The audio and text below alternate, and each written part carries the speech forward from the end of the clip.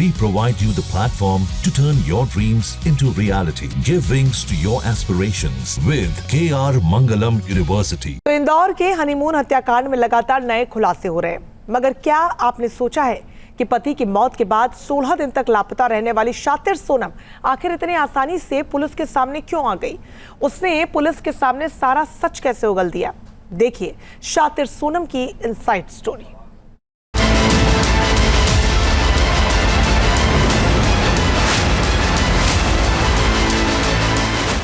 मेघालय के हनीमून हत्याकांड का 16 दिन बाद खुला राज।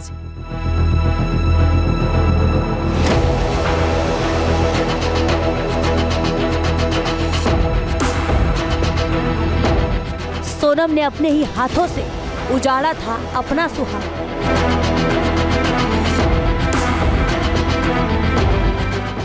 मेहंदी का रंग फीका पड़ने से पहले शातिर सोनम ने पति को भेजा यमलोक। इंदौर में शादी, शिलांग में साजिश, गाजीपुर में मिला कत्ल का सबसे बड़ा सुराग। सोनम, शिलांग और साजिश।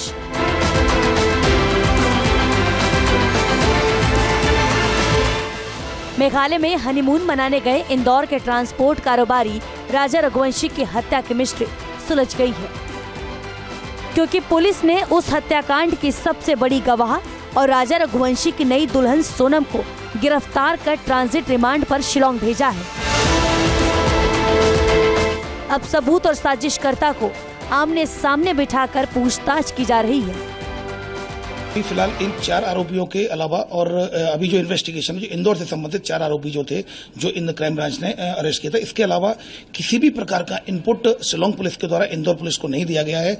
अभी फिलहाल इन्वेस्टिगेशन में और किसी का नाम नहीं आया है।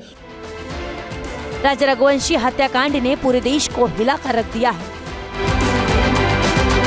पुलिस के साथ ही आम लोगों को भी यकीन नहीं हो पा रहा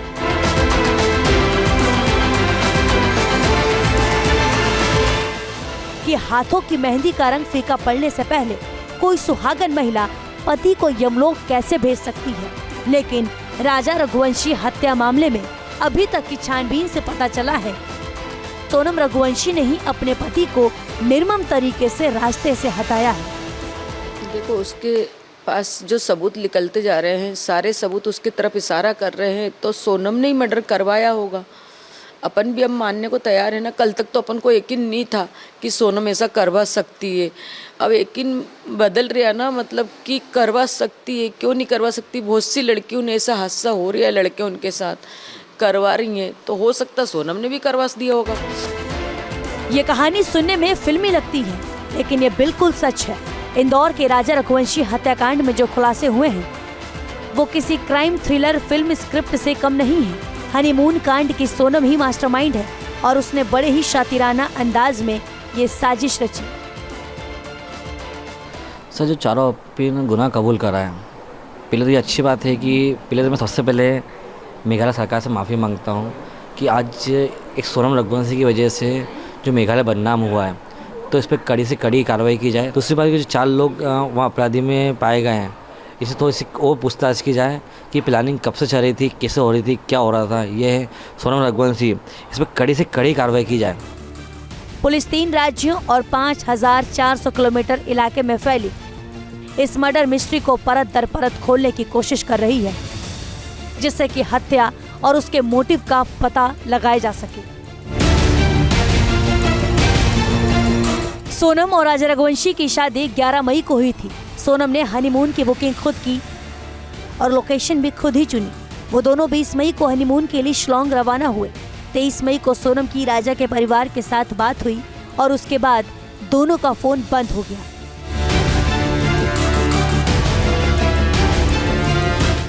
मेघालय पुलिस के मुताबिक सोनम ने सुपारी किलर्स के जरिए राजा की हत्या की साजिश रची और उसे ठिकाने लगाने के लिए शिलांग चुना। सोनम और राजा वाटरफॉल देखने के लिए निकले। उसी दौरान सोनम के इशारे पर पहले से मौजूद हत्यारों ने राजा की हत्या कर दी और शव खाई में फेंक दिया। पुलिस सूत्रों के मुताबिक सोनम पहले ही हत्या की पूरी प्लानिंग कर चुकी थी। अगर प्लान ए फेल होता तो सोनम के पास प्लान बी भी तैयार था।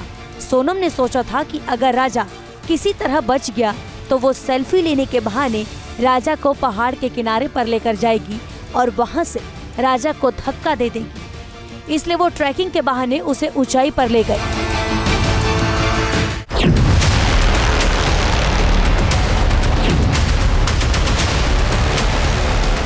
सोनम का बॉयफ्रेंड राज के साथ पहले से रिश्ता था।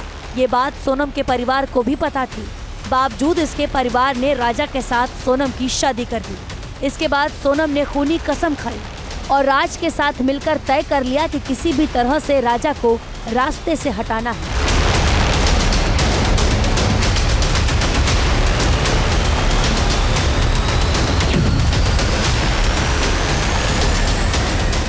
मेघालय पुलिस की तफ्तीश में पाया कि सोनम ने बड़ी ही शातिराना तरीके से पति को ठिकाने लगवा दिया।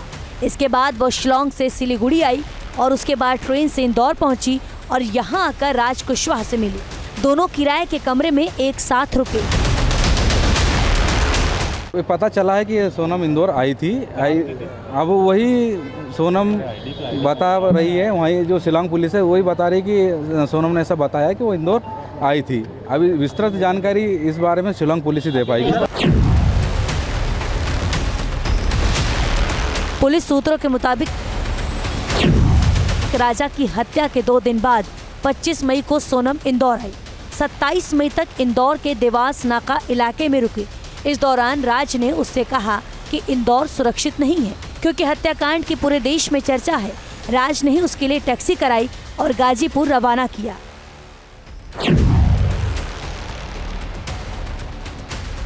दरअसल सोनम और राज ने तय किया था कि सोनम घर वालों को कहानी सुनाएगी कि शिलोंग में वो लूटपाट का शिकार हो गई। लुटेरों ने उसके पति राजा को मार दिया और सोनम को गाजीपुर छोड़कर भाग गए। सोनम ने ढाबे वाले को भी यही कहानी सुनाई थी, लेकिन ये कहानी सोनम को उल्टी पड़ गई।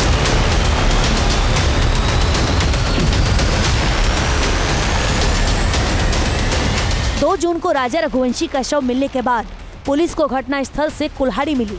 इस तरह की कुल्हाड़ी स्थानीय स्तर पर मिलना नामुमकिन था। इशारा साफ था कि राजा की हत्या के पीछे किसी बाहरी व्यक्ति का हाथ है। इसी शक के आधार पर पुलिस ने राजा और उसकी पत्नी सोनम रघुवंशी की कॉल डिटेल्स खंगालनी शुरू की।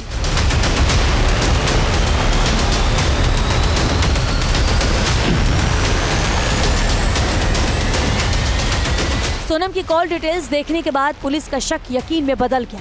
इसी बीच सीसीटीवी फुटेज सामने आई जिसमें सोनम पति राजा से छिपकर फोन में किसी से चैट करती दिखी। पुलिस कॉल डिटेल्स और सोनम की चैट की मदद से राज कुशवाहा समेत सभी 4 आरोपियों तक पहुंच गए।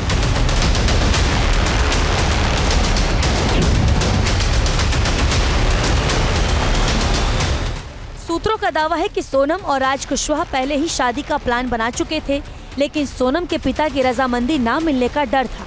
इसलिए ये तय किया गया कि राजा से शादी के बाद उसकी हत्या की जाए और सोनम विधवा हो जाए। इसके बाद प्लान था कि विधवा सोनम से शादी के लिए राज पहल करता, जिसका विरोध परिजन भी नहीं कर पाते। Team news nation.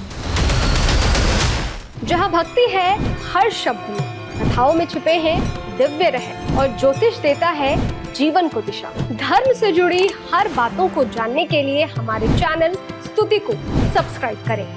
चैनल पर जाने के लिए इस लिंक पर क्लिक करें।